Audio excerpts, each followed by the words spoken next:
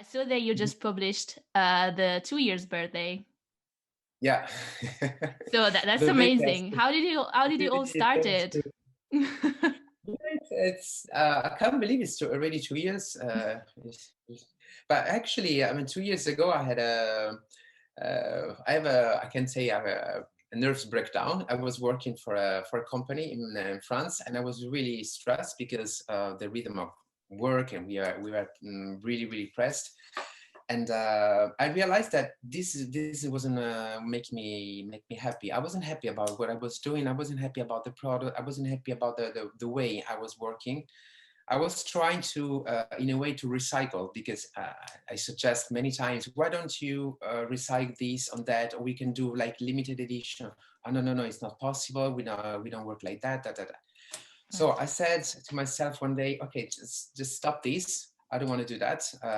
I take a risk to go on solo and start again with a personal project which I really feel, as I like to say, I want to wake up in the morning and be happy about what I'm doing, even if I'm struggling, because of course I'm alone, as many other, let's say, young designers. And on the top of it, last year we had this situation it doesn't make easy.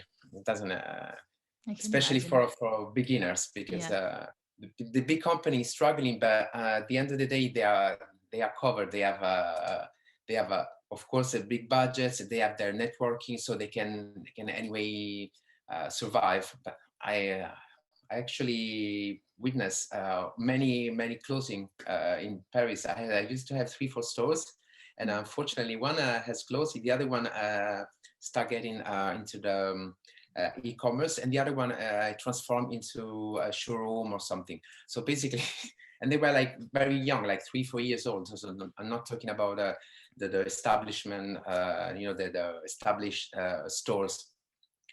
So this is why I start to do this, and everything started from, I can say, from a silk square, because I didn't have fabrics. I couldn't buy, as we used to do in fashion. You need to buy minimum fabrics, which is 100-200 meters per color, per print, and everything. So I said, what can I do with how can I realize the pieces? And I used to have boxes of silk scarves that I carry with me everywhere, London, Italy, when I came here, because I was always I was collecting them, and I was attached to them. There were also some scarves from my grandmother, because she used to love them, so she gave it to me. Before she died, she said she gave it to me, all the silk square from these brands from the 50s, 60s. So I started to check on this box, and I said, okay, I can use this. This is something. So I started recreating, how do you say, start doing something at home by myself. And I realized that was a good start for me to say, okay, this is something personal, something that I really like. So I found out a small laboratory in Paris, because other thing I wanted to make in France, absolutely.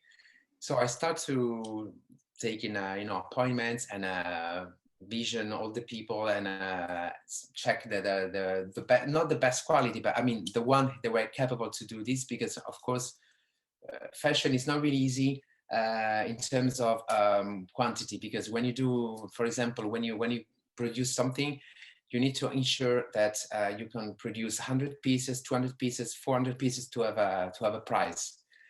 And this wasn't my case, because unfortunately I couldn't produce many pieces. So I said, okay, let's try. And I found a small laboratory that it works really pretty much by hand, because they're really small, and they love that, and say, okay, we can do it. We can do from 1 piece to 10 to 100. It doesn't matter. We're gonna work with you. We like the project. So we start doing some samples, and I was very happy about the quality, and they really get what I wanted. Actually, a couple of times, the girl who is following me with all the production said, "I'm sorry, I took how to say, I decided to cut the scarf in another way, because I found out there was a stain, and I said, I'm sorry." So we started getting along, because she really got what I wanted to do. And it was really interesting because when I used to go to the studio to work together to place the pattern, because every piece is basically cut by hand. You can do as in the fashion we call it mattress. So we do 10, 15 layers of fabrics of the same fabric, and then you put a pattern and then you cut with laser.